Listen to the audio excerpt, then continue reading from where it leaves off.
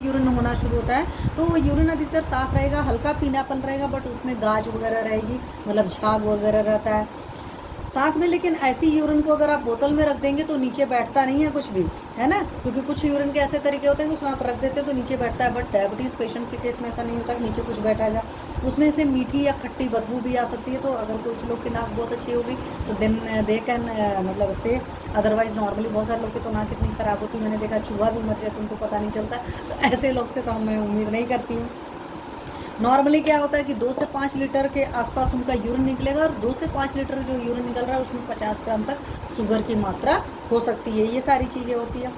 और साथ में डायबिटीज़ पेशेंट्स को मैं हमेशा कहती हूँ कि 2 बीमारियाँ ऐसी हैं जो आपके स्ट्रेस से बहुत ज़्यादा बढ़ जाती है, वो होता है बीपी की तकलीफ होती है, और साथ में डायबिटीज़ वालों को कभी भी अगर वो इससे स्ट्रेस में आते हैं या स्ट्रेस में आते हैं या टेंशन में रहते हैं तो उनकी शुगर बढ़ जाती है। तो चाहे चिंता हो, चाहे क्रोध हो, चाहे भय हो, आप किसी बात को लेकर अंदर अंदर भूले जा रहे हो, चाहे किसी बात से डर रहे हो, चाहे बहुत ज़्यादा गुस्सा आ रहा है, इन सारे चीज़ें में एक्सेसली भी आपकी शुगर लेवल फ्लक्चुएट कर जाता है। तो इस बात का पूरा ख्याल रखना चाहिए। और वैसे भी जिस मरीज़ को रहता है उसे पता होता है कि कब मेरी ये सब चीज़ें एग्रीवेट हो रही, कब नहीं एग्रीवेट हो रही हैं। और डायबिटीज़ के केस में देखते हैं ना, धीरे धीरे जड़ जमाता है। शुरुआत में जब होगा तब आपको पता भी नहीं चलता, जब आपको बहुत सारी तकलीफें होने लगती तभी तो आप ध्यान देते हो, और तब तक वो इनक्योरेबल हो चुका था, क्योंकि चरक जी ने बोल ही दिया है कि साल भर के बाद कोई भी बीमारी असाध्य हो जाती है, मतलब वहाँ ट्रीटमेंट करने में बहुत टाइम लगता है। इस बात को क्रिस्टल क्लियर समझिए।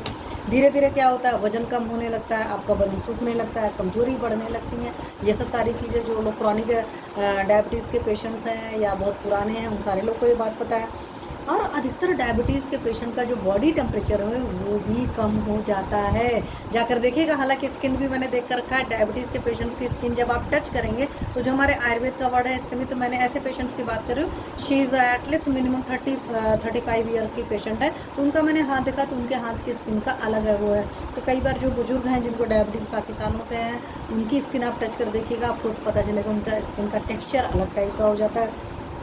और साथ में मैंने शुरुआत में आपको बता दिया, लीवर, स्प्लीन और पैंक्रियाज तीनों प्रॉपरली वर्क नहीं कर रहे होते हैं, तो लीवर जी के अपने जूसेस प्रॉपरली सिक्रेट नहीं कर रहे हैं, पैंक्रियाज जी आपको पता ही है कार्बोहाइड्रेट मेटाबॉलिज्म के लिए बहुत ज़्यादा जिम्मेदार हैं, स्प्लीन जी के अपने वर्क हैं, और ग्रेवयार्ड है आपकी आरबीसी की, और बहुत सारे काम करती है, सिर्फ ग्रेवयार्ड ही नहीं है, तो स्प्लीन बहुत सारा काम करती है, तो वो सारे फंक्शन से इफेक्टिव होते हैं। भोजन का पाचन ठीक नहीं होता, आपको अच्छी तरीके से डायबिटीज़ के केस में ये बातें पता ही है कि जो भी कार्बोहाइड्रेट बन रहा है, कार्बोहाइड्रेट का डाइजेशन हो रहा है, एक्चुअली कार्बोहाइड्रेट रिच फूड का जब भी डाइजेशन हो रहा है तो लास्ट में बन रहा है शुगर। अब उस शुगर को बॉडी यूटिलाइज करनी चाहिए थी, लेकिन बॉडी यूटिलाइज नहीं कर पा रही क्योंकि स्प्लीन प्रॉपरली वर्क नहीं कर रही। यहाँ पर स्प्लीन का वर्क आ जाता है और फिर वो यूरिन के थ्रू निकल जा रहा है, तो यूरिन के थ्रू जब वो आ रहा है तो फिर क्या हो रहा है, किडनी पर एक्सेस लोड पड़ रहा है, इसलिए आपकी लॉन्ग टर्म में किडनी भी डैमेज हो जाती है।